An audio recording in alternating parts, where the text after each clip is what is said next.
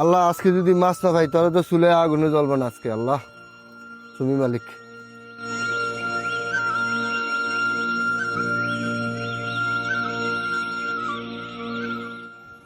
আব্বা আজ আমিও যাম গাঙ্গ। না বাবা, তুমি গান বাজা লাগো না, তুমি পড়াশোনা করো।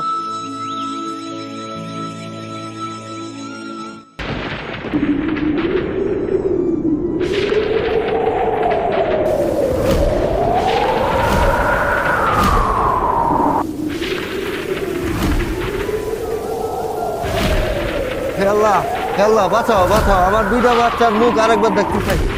হে আল্লাহ বাঁচাও, আল্লাহ হে আল্লাহ বাঁচাও, আল্লাহ বাঁচাও, আমার দুইটা বাচ্চার মুখ দেখতে চাই আরেকবার। আল্লাহ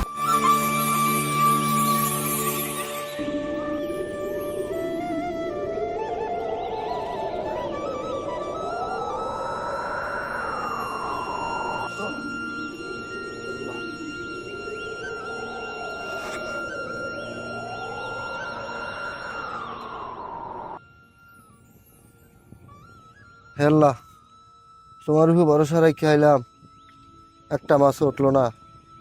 বাড়িতে তো আমার আশা বয়ে রয়েছে, আমি বাড়িতে কি জবাব দিব যে আল্লাহ?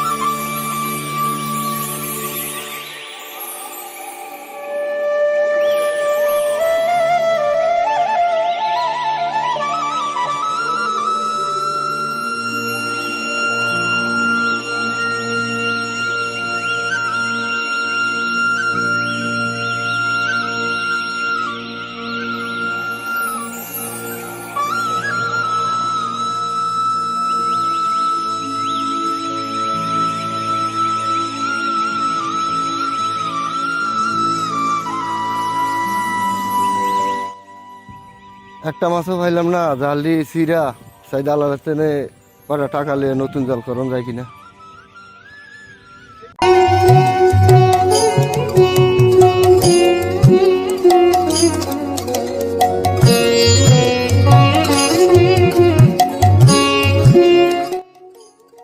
কেরানি সাহেব, জি বলেন। নদীতে গেলাম, জাল দি সিরা মাছ পাইলাম না একটা। কয়টা টাকা লাগে নতুন জাল করনের লিগে? আপনার তো আগের কিছু টাকা বকে আছে। ঠিক আছে, আমি মাঝে একটু জিজ্ঞেস করে নিই।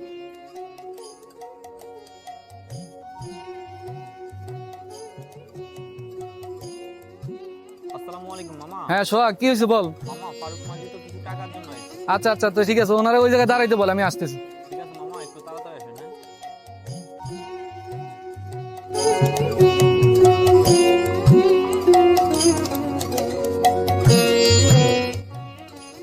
হ্যাঁ হ্যাঁ সোহাগ, কি হয়েছে বল। মাজন অনেক টাকার জন্য আসছে। ওনার তো আগেরই অনেক টাকা বাকি, আগে সেই টাকা পরিশোধ করেন, এরপর নতুন করে আবার টাকা দেবেন। জাল দি সিরা, সিরার কারণে মাছ পাই না। নতুন করে কটা টাকা দিলে দুইটা জাল করতাম। দেখেন, আমরা তো লাভের জন্যই টাকা দিই, আমরা শুধু টাকা দিলে আর আমরা কিছু পাইতে হইব না। আপনি গত এক বছর টাকা নিয়ে কি করছেন? এর আগে তো যে টাকা দিয়ে দিয়ে পরিশোধ করতে পারেন। বাঁচান, আজকে তো নদীতে গেলাম, মাছ পাইলাম না। আমার 100 টাকা দেন, 2 কেজি চাল লিয়ে বাড়িতে। দেখো ফারুক মাঝি, এই সমস্ত আবেগ দেখার সময় নেই। আমরা টাকা দিয়ে ব্যবসা করি, ব্যবসার জন্যই টাকা দিই। এই সমস্ত আবেগ দেখেই লাভ নাই, তুমি এখন যাইতে পারো।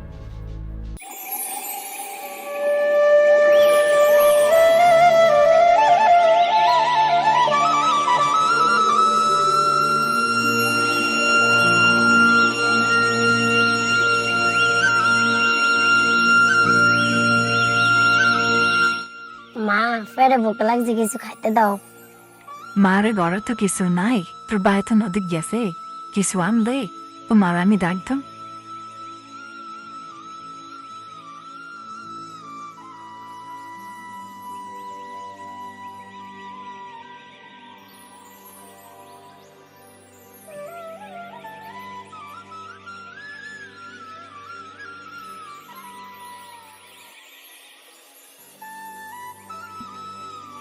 Digo que ese no detalla más Hanna.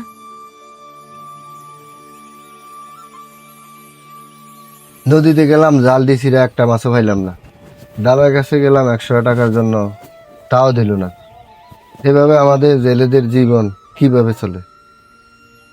আমরা নদীতে শুধু ঢেউ দেখি, কিন্তু সেই ঢেউর নিচে লুকিয়ে থাকে হাজারো কষ্টের গল্প। যে মানুষটা ভোরে জীবন বাজি রেখে নদীতে নামে, সে শুধু মাছ ধরতে যায় না, সে যায় তার সন্তানের ক্ষুধার সাথে লড়াই করতে। একদিন মাছ না পেলে একটা পরিবার না খেয়ে ঘুমায়। আমরা যখন প্লেটে মাছ তুলে খাই, একটা বারো কি ভাবি এই মাছটার পেছনে কতটা কষ্ট লুকিয়ে আছে।